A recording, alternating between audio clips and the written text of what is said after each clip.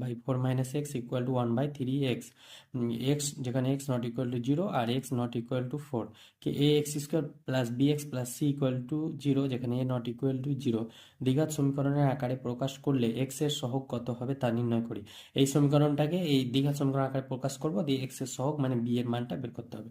তো চলো এটা দেখি, x/4 - x is equal to 1/3x, বা কোনাকুনি গুণ, তাহলে কোনাকুনি গুণ করলে হবে কত হবে, 3x² is equal to 4 - x। এখান থেকে আমরা পাবো 3x², এটা ডান দিকে নিয়ে এলে চিহ্ন চেঞ্জ হয়ে যায়, তো +4 থাকলে -4 - x plus x equal to 0। এখানে এটাকে আমরা এইভাবে লিখি, ax² plus bx plus c is equal to 0।